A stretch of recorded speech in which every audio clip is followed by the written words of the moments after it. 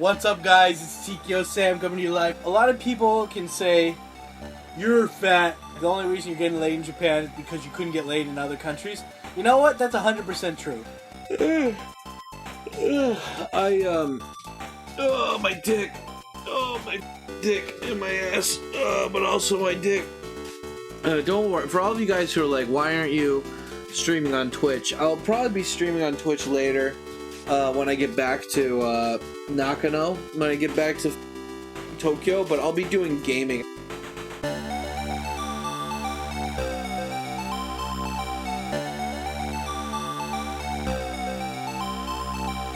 What you find upsetting, politically, ethically, emotionally, very often has to do with the gap between what you want to believe and what you have to believe. I was talking to my friend once. It's a friend from many years ago, and we haven't spoken now for many, many years. I was talking to a friend of mine about a documentary I'd seen about the Holocaust.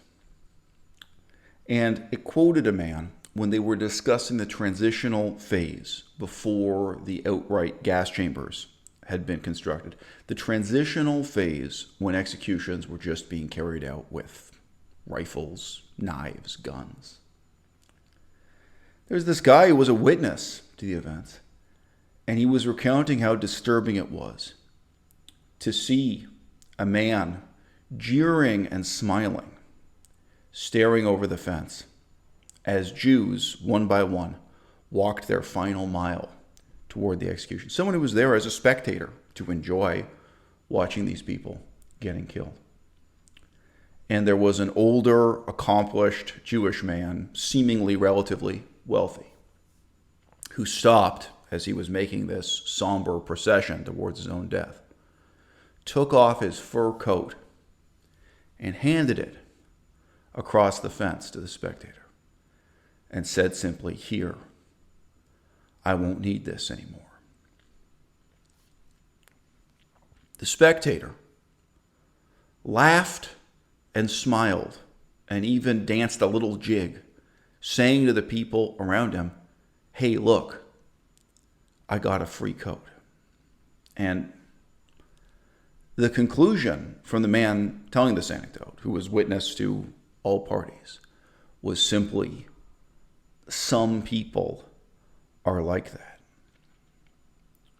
When I told this story to this friend of mine, what was so upsetting to me was his response, because he insisted everyone is like that.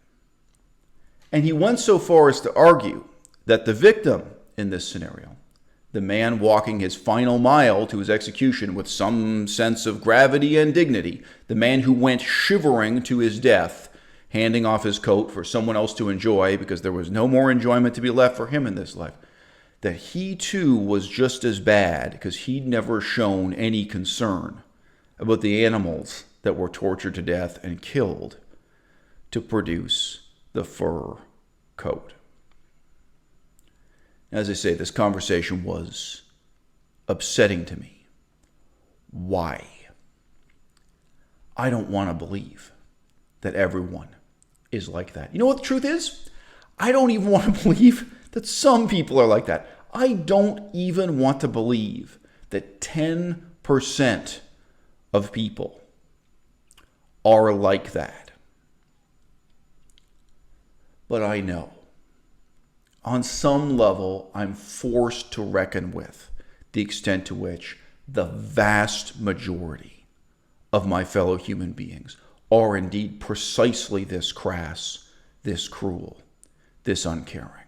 That these attitudes that seem self-evidently revolting to me, right? Those are the attitudes of the great majority who surround us. When I look at TkyoSam, when I look at Oriental Pearl in that meat market, smiling and laughing as turtles are tortured to death, when I see their happiness and their glee when discussing these turtles that are still alive in plastic bags, laughing about how if you open up the plastic bag just a little bit, they'll struggle viciously to survive. They'll even try to bite your finger off for their chance to be free.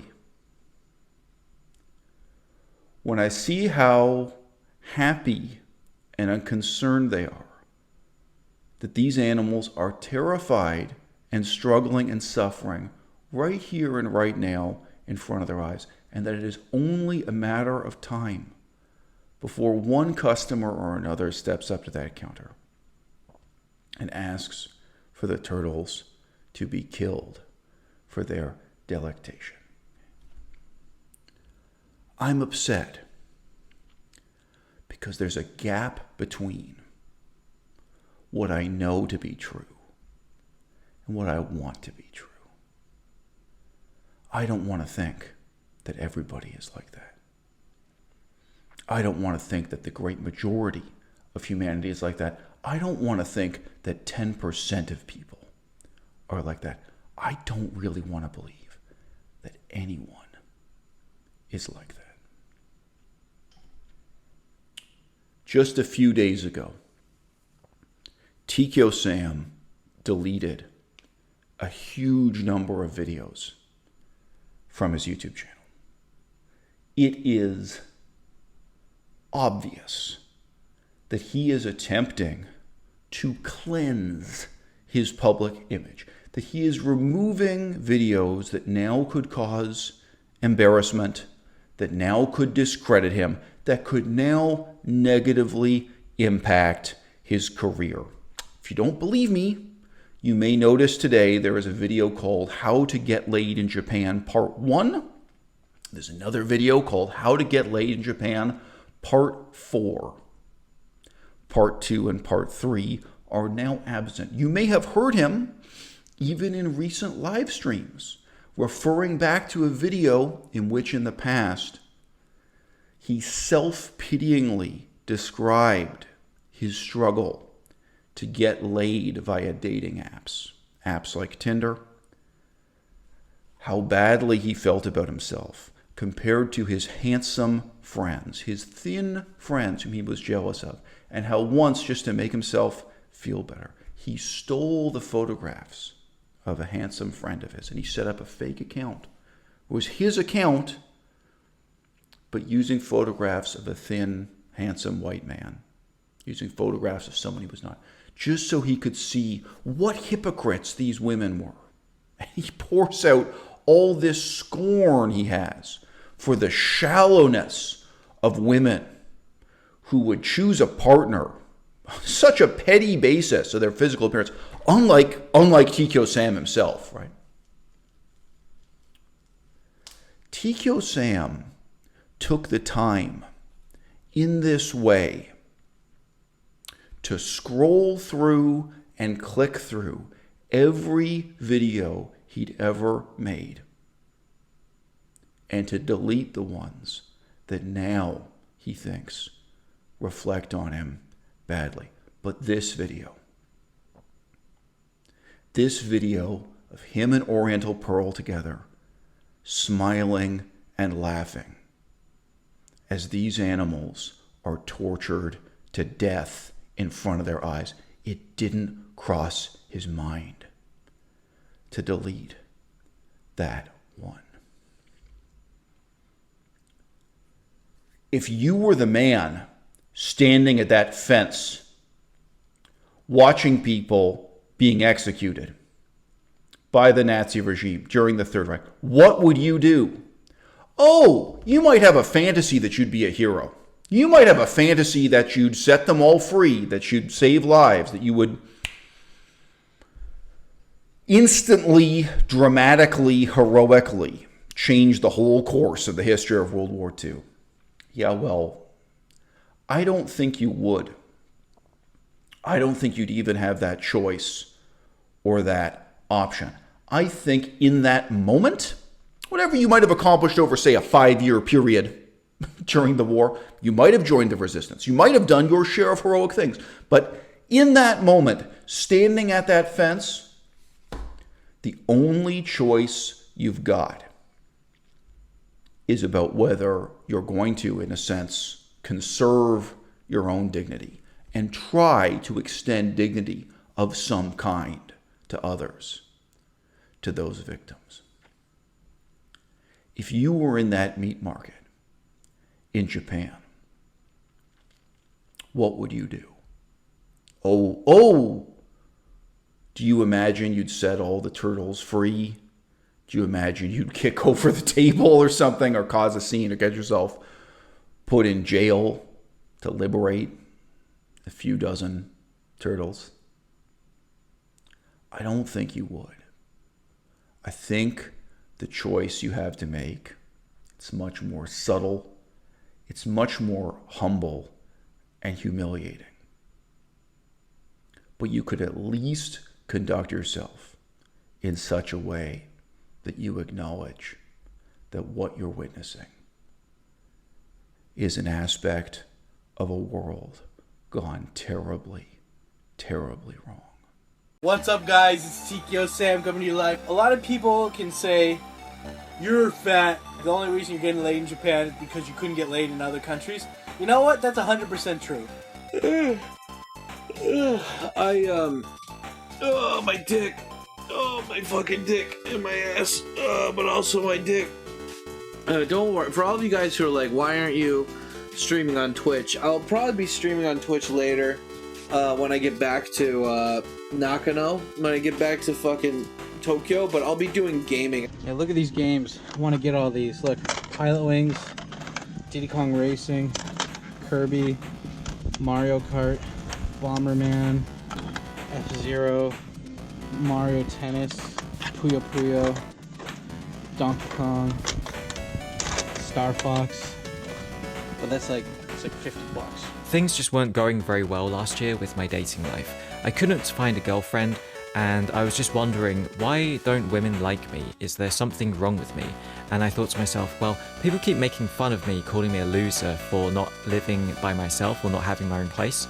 And I thought to myself, why don't I try moving out and having my own place to see if it makes any difference? It made no difference. I wrote on all of my dating app profiles that I'm financially independent, I've got my own place, I live by myself, and I live on the 29th floor in the biggest skyscraper building in all of Manchester, and no one cared. I took pictures of myself in the place, I took pictures of the view so I could brag about it and put it on my profile, but after 6 months of going on dates, I couldn't even get one girlfriend. So I came to the conclusion that in general, women don't really care if I have my own place or if I don't. So I've never done anything like this before, but I think it's gonna be a lot of fun. I'm going to respond to viewer comments, specifically the ones posted to my video entitled 2018 Game Room Tour.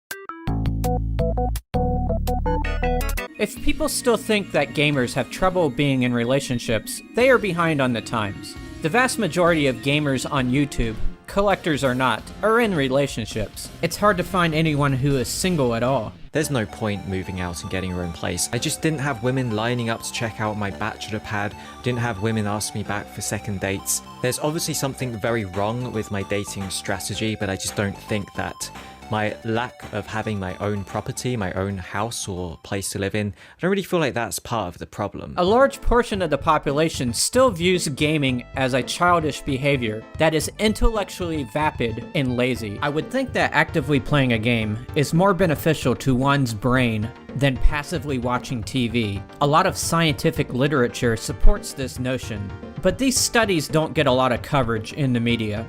It's hard to break a stereotype. I've spent the majority of my life at home with my parents, and for a lot of people they think that's sad and pathetic. The only time I've attempted to leave my home is whenever I went to Japan, but I would only stay there for a few months before coming back home. The longest I ever stayed away from home was when I got married in Japan, and that was for about a year and a half. I think I went on about 7 dates, so on average I got 1 date a month.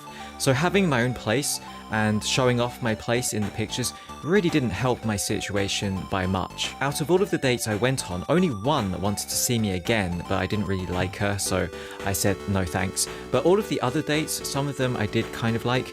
They either unmatched me, they ghosted me, or they just told me up front, sorry, I'm not really interested in you. So I came to the conclusion that in general, women don't really care if I have my own place or if I don't. It was a very expensive and long experiment, but basically I proved that there's no point moving out and getting your own place. A lot of people can say, you're fat, you're a fucking asshole. Like, the only reason you're getting laid in Japan is because you couldn't get laid in other countries. You know what? That's 100% true. I came over here when I was 18. I was fat, big virgin, total geek. You should have seen my dress code. It was horrible. It was like white pants and Hawaiian shirts. It was, something on Miami Vice. Long black hair. It was horrible. And, like, I kept that throughout school and stuff until I came to Japan. And just, yeah, like, I think if I went home, I could get laid now. But just, like, back then, it's like, wow. I've said on this channel many times, I don't get jealous. I don't experience jealousy. And maybe that's just because I think about these things in an adult way rather than a childish way. There was a time when I was a scholar of Buddhism. There was a time when I was specifically researching the overlap between Buddhism and the political history of Laos, political history of Cambodia. Do you think I would have been jealous of someone else coming into that field and doing it better than me? Really showing me how it's done? Really outclassing me? Really blowing me away with their research? No. I would have been so happy. I would have been so happy to have a colleague, even if that colleague were my competitor, whom I could admire, whom I could look up to. I did not get involved with Buddhist scholarship. I did not get involved with Buddhist studies in order to be the greatest scholar of Buddhism. I didn't get involved with that field in order to be alone. No, I could list off a whole bunch of different fields. I could list off a whole bunch of different areas of ambition and aspiration I've had in my life, and I could say the exact same thing. And still to this day, I'd say to anyone, look, man, if you've got more talent, more self-discipline, more brilliance than I do, go ahead. Show me how it's done. And I think this is fundamentally the adult perspective on these issues. And the problem I see with TkyoSam, and with a whole generation of young men who've grown up like him, is that they cultivate and hold on to fundamentally childish and childlike attitudes, habits, and behaviors. They don't grow up not merely because childish things bring them joy, but because they wrap themselves in a kind of blanket. They quite literally never put down the video game controller. They never put away the toys, the cartoons, the comic books that made them happy as a child. And they put all of their energy and effort into trying to make themselves happy as an adult by those same things in those same ways. Now, Sam, you might not have thought of it this way, but what if the comic books you read as a teenager were actually intended to prepare you to read something more sophisticated as an adult? What if they were supposed to be a stepping stone? Whether you think of that as a stepping stone to adult literature, adult history, adult politics, adult science? What if the movies, cartoons, comic books, and even video games of your childhood, what if those were meant to be stepping stones on your path of intellectual development, your path of emotional development, and your path of ethical development, instead of you coming to that first stone, stepping on it, sitting down, and then remaining there, childlike and childish, waiting to die?